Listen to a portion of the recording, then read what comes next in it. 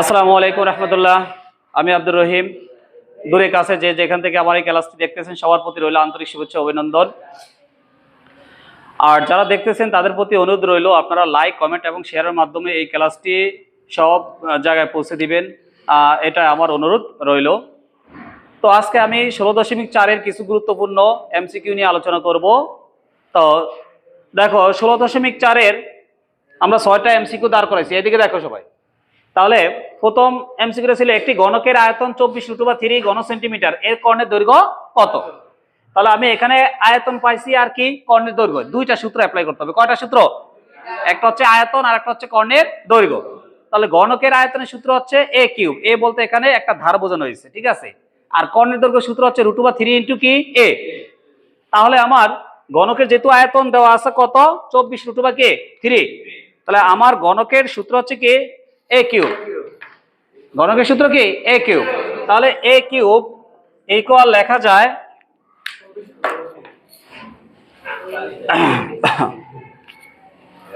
a cube equal লেখা যায় 24√3।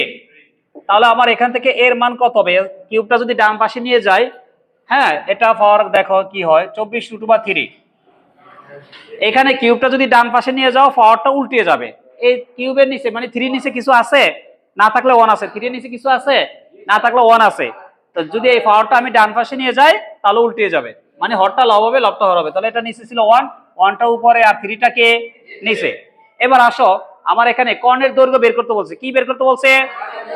কর্ণের দৈর্ঘ্যের সূত্র হচ্ছে √3 ইন্টু এক বাহুর দৈর্ঘ্য। এক বাহু মানে এ ধরলাম, √3 ইন্টু কি এক ধারের দৈর্ঘ্য। তাহলে আমি এর মান পাইছি কত? এটা না, এটার সাথে গুণ করা লাগবে কি শুধু √3, শুধু √3 গুণ করে দাও, তাহলে এটা হয়ে যাবে এবার কি কর্ণ হয়ে যাবে। এবার কি কর্ণ হয়ে যাবে। বুঝছো জিনিসটা? আমার a কিউব ইকুয়াল 24√3। আমি এটা রাখলাম, পাওয়ারটা ডান পাশে গেলে উল্টে যাবে। এটা নিচে 3 নিচে কিছু না থাকলে 1 ছিল, 1টা উপরে যাবে, এই 3টা নিচে আসবে। তা আমি এইটুকুর সাথে এটা কার মান পাইছি? এর মান। এখন আমার বের করতে বলছি কি কর্ণের দৈর্ঘ্য। কর্ণের দৈর্ঘ্য সূত্র হচ্ছে √3 ইন্টু এক বাহুর দৈর্ঘ্য বা এক ধারের দৈর্ঘ্য, ঠিক আছে। তাহলে এর মান তো আমার পাইছি যে এটা 24√3 পাওয়ার 1/3 গুণ করতে হবে কত? √3। এই গুণ √3 করো, এটারে যদি তুমি ক্যালকুলেটর করো এখানে রেজাল্ট চলে আসবে 6। কত হবে? 6 হয়ে যাবে। তাহলে এটা অ্যান্সার হবে 6। ক্লিয়ার? এবার নাম্বার 2 দেখো, একটি ঘনকের সম্পূর্ণ পৃষ্ঠের ক্ষেত্রফল 200 কত 16 বর্গ সেন্টিমিটার, এর আয়তন কে নির্ণয় করো। এর আয়তন কি মিটার হলে এই এটা অ্যান্সারটা তো হইছে এখানে, ঠিক আছে। এই আচ্ছা, এখন একটি ঘনকের সম্পূর্ণ পৃষ্ঠের ক্ষেত্রফল কত 200 কত 16, তাহলে এর আয়তন নির্ণয় করো। এখন এখানে আবার দুইটা সূত্র দেখো, একটা হচ্ছে সম্পূর্ণ পৃষ্ঠের কি ক্ষেত্রফল, ঘনকের সম্পূর্ণ পৃষ্ঠের ক্ষেত্রফল, আর বের করতে বলছে কি আয়তন। ঘনকের সম্পূর্ণ পৃষ্ঠের ক্ষেত্রফল হচ্ছে 6a²। কি হবে? মানে 6টা পৃষ্ঠের ক্ষেত্রফল, তখন হবে 6a²। তাহলে 6a² ইকুয়াল হচ্ছে কত 216। তাহলে এখান থেকে তুমি a² রাখো, a² রাখলে 6 ওই পাশে গেলে কি হবে? তাহলে 216 এর 6 দিয়ে ভাগ করো, কত হয় দেখো। তাহলে আমার এখানে 216 ভাগ 6 ইকুয়াল হলো 36। কত হয়? এই 36 হয়। তাহলে a² ইকুয়াল হইলো কত 36। তাহলে a ইকুয়াল হবে কত 36 এর বর্গমূল। তুমি a যদি রাখো, a² ডান পাশে গেলে কি √36। তাহলে 36 এর বর্গমূল কত 6। কত দাঁড়ালো? 6 দাঁড়ালো। এখন এখানে বের করতে বলছে কি আয়তন। বের করতে বলছে কি আয়তন মানে কি a কিউব। আয়তন মানে কি ঘনকের আয়তন হচ্ছে a কিউব। তাহলে a কিউব দিলে এখানে 6 এর উপর কি দিতে হবে? কিউব দিতে হবে। 6 এর উপর কিউব দিলে হবে 216। অ্যান্সার হয়ে যাবে 216। সেটা অ্যান্সার পাইছো? সম্পূর্ণ পৃষ্ঠের ক্ষেত্রফল এত, 6 এর উপর দেখো কিউব দিলে 216 হয় কিনা দেখো দি। আমি তো মুখস্থ বলছি, দেখি 6 গুণ 6 গুণ 6, হ্যাঁ 216। অ্যান্সার 216, ঠিক আছে। তাহলে একটি ঘনকের সম্পূর্ণ পৃষ্ঠের ক্ষেত্রফল 216 বর্গ সেন্টিমিটার হলে এর আয়তন নির্ণয় করো। তাহলে এর আয়তন দাঁড়ালো কত? তাও 216। এই গেল 2 নাম্বার। তাহলে হয়েছে তোমাদের। তাহলে আমরা এই দুইটা ক্লিয়ার করে নিতে পারি, তাহলে বাকি এমসিগুলো করতে সুবিধা হবে।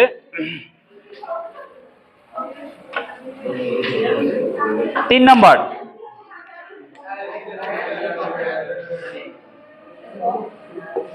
3 নং দেখো, 3 নং কি আছে, একটি গণকের কর্ণের দৈর্ঘ্য কত, এইদিকে দেখো, একটি গণকের কর্ণ দৈর্ঘ্য 6√3 হলে এর আয়তন কত, একদম সিম্পল। তাহলে এখানে কর্ণের দৈর্ঘ্য, গণকের কর্ণের দৈর্ঘ্য সূত্র হচ্ছে কি √3 into a, √3 into K a, আর এখানে তোমার কর্ণের দৈর্ঘ্য আছে কত 6√k,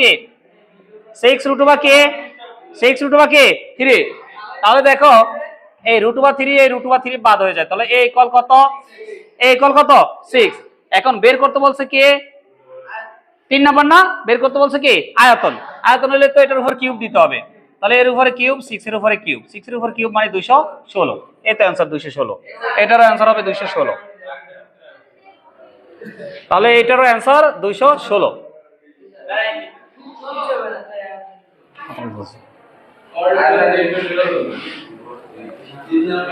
তাহলে 3 নং গেল, ঠিক আছে।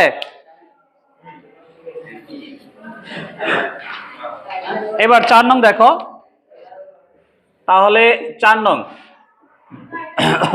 4 নং কি বলছে, একটি গণকের এক ধার 3 সেন্টিমিটার হলে এর সমগ্র তলের ক্ষেত্রফল কত, এর সমগ্র তলের কি ক্ষেত্রফল বের করতে বলছে।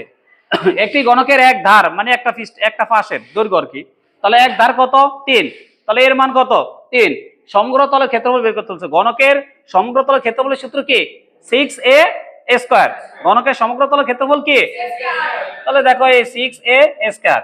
এখন এখানে বলছে একটি গণকের এক ধার মানে একটা পাশের দৈর্ঘ্য, মানে দৈর্ঘ্যের মান কত, দৈর্ঘ্যের মান কত 3, তার মানে হচ্ছে এর মান কত হবে 3। তাহলে এই দেখো একদম ইজি, 6 গুণ 3 স্কয়ার, তাহলে 3 3 আর 9, 6 নং কত 54, এটা হয়ে গেল 54, এটার आंसर হবে 54। ক্লিয়ার, এই 4 নং গেল। এবার 5 নং এ দেখো,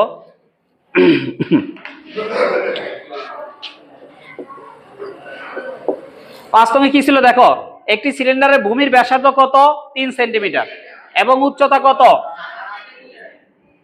একটি সিলিন্ডারের ভূমির ব্যাসার্ধ কত 3 সেন্টিমিটার, উচ্চতা কত 7 সেন্টিমিটার হলে বক্রপৃষ্ঠের ক্ষেত্রফল কত। তাও সূত্র, সিলিন্ডার বক্রপৃষ্ঠের ক্ষেত্রফলের সূত্র কি 2 পাই rs, 2 পাই rs।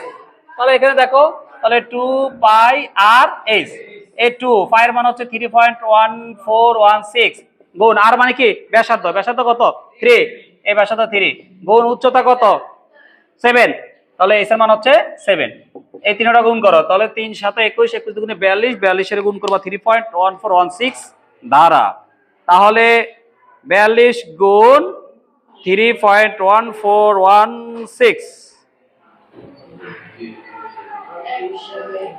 131.95 হবে, 131.95, 131. এখানে 131.9472 হয়, এরকম 9472। তাহলে তুমি অ্যান্সারে পাবা, যদি 2 দশমিক স্থান পর্যন্ত অ্যান্সারে থাকে বেশিরভাগ, তাহলে 131.9, যেহেতু 2 পর্যন্ত 2 দশমিক স্থান পর্যন্ত লিখবো, 4 এর পরের সংখ্যাটা যদি 4 থেকে বড় হয় এই 4 এর সাথে 1 যোগ হবে, তাহলে এখানে হবে 95, এই তো অ্যান্সার। তাহলে 131.95, ক্লিয়ার। আর এটারে অপশনে আরেকটা এইভাবে দিতে পারে যে ফাই রেখে দিবে উত্তরে, ফাই রেখে দিলে ফাইয়ের মান এটা রাখলাম, তাহলে ফাই বাদে বাকি আছে কত 3 7 21, 21 দুগুণে কত 42, তাহলে আরেকটা आंसर হইতে পারে 42 পাই, মানে পাইটা রেখে দিবে, ক্লিয়ার। পাইটা রেখে দিলো আর বাকিটুকু গুণ করে দিবা। অ্যান্সার দুই রকম থাকতে পারে, এরকম অ্যান্সার থাকতে পারে আর দশমিকে থাকতে পারে। যদি পাই আকারে থাকে তখন তুমি পাইয়ের মানটা আর বসাবে না, তুমি 3 7 21, 21 দুগুণে 42 দিয়ে দিবা, আর এই পাইটা এখানে যে পাই ছিল এই পাইটা পাই দিয়ে দিবা, বাস শেষ, ক্লিয়ার। পাই আকারে থাকলে 42 পাই হবে, আর দশমিকে থাকলে 131.95 হবে, ক্লিয়ার। তাহলে আমাদের 5 নাম্বার গেল। এবার আমরা 6 নম্বরের অ্যান্সার দেব। এই 6 নাম্বার দাও, দেখো 6 নাম্বার কি ছিল, একটি ত্রিভুজের 3টি বাহুর দৈর্ঘ্য 3 4 5 সেন্টিমিটার, এর ক্ষেত্রফল কত।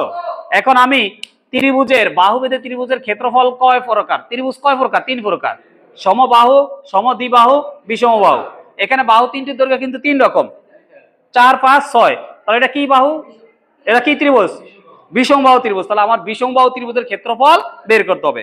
বিষমবাহু ত্রিভুজের ক্ষেত্রফলের সূত্র কি, √s of s - a s - b s - c, এখানে এ বি সি হচ্ছে তিনটা বাহুর দৈর্ঘ্য, আর এসটা কি অর্ধ পরিসীমা, এসটা কি অর্ধ পরিসীমা। এস এর মান বের করার সিস্টেম হচ্ছে কি তিনটা বাহুর যোগ করে 2 দিয়ে কে ভাগ, তিনটা বাহু আছে কত কত 3 4 5, 3 আর 4 7, 7 5 কত 12, 12 2 দিয়ে ভাগ করলে কত হবে 6। এস এর মান পাইলাম কত 6। এবার এখানে মান বসায় দাও, তাহলে এখানে 6 মাইনাস 5, 6 মাইনাস এর মান ছিল কত, এর মান ছিল 3, সরি, তাহলে 3 তারপরে 4 তারপর 6 মাইনাস 5, ক্লিয়ার, মান বসিয়ে দিলাম। তাহলে আমার এখানে কত দাঁড়ালো দেখো, 6 গুণ 3 গুণ 2 গুণ 1। এবার এখানে কাজ করলে কত হয়, 3 6 18, 18 দুগুণে কত 36, রুট ওভার 36 হয়, এই রুট ওভার 36 আর এটার বর্গমূল হচ্ছে 6, তাহলে এটার অ্যান্সার দাঁড়ালো 6। তাহলে আমার বাহু দিয়ে হিসাব করতে হবে, এটা ত্রিভুজের বাহুভেদের ত্রিভুজের ক্ষেত্রফল 3 প্রকার। এখন আমি কোন ত্রিভুজের ক্ষেত্রফলটা দিয়ে এটা করব, যেহেতু বাহু 3 রকম, তাহলে বুঝতে হবে এটা কি বিষমবাহু ত্রিভুজ। তাহলে আমি বিষমবাহু ত্রিভুজের ক্ষেত্রফলের সূত্র দিয়ে এটা করতে হবে। তাহলে বিষমবাহু ত্রিভুজের ক্ষেত্রফলের সূত্র কি, root over S of S minus A S minus B S minus কি সি। এখানে এ বি সি হচ্ছে ওই তিনটা বাহুর কি দৈর্ঘ্য, আর এসটা হচ্ছে কি অর্ধ পরিসীমা। এস এর মান বের করার নিয়ম হচ্ছে কি তিনটা বাহুর যোগ করে 2 দিয়ে কে ভাগ, যোগ করে 2 দিয়ে ভাগ, তাহলে যোগ করে 2 দিয়ে ভাগ করছি আর আমরা 6 পাইলাম নাকি, এখানে মানটা বসিয়ে দিলাম। তাহলে এগুলো গুণ করার পর হলো 36, 36 এর বর্গমূল হলো 6, এই তো অ্যান্সার হয়ে গেল। তার মানে আমরা যে এমসিকিউ গুলো করলাম প্রত্যেকটা এমসিকিউ হচ্ছে সূত্রের কি ব্যবহার, সূত্র ভালো পারবা এমসিকিউ ভালো পারবা, এটা 100% একেবারে নিশ্চিত, ঠিক আছে। সুতরাং আমরা যখন যে অধ্যায়ের এমসিকিউ গুলো করবো অবশ্যই আমাদের সূত্রগুলো আগে আয়ত্ত করে নিতে হবে। তো আজকে এই পর্যন্ত রাখলাম, আল্লাহ হাফেজ, সবার শুভকামনা রইল সবার প্রতি।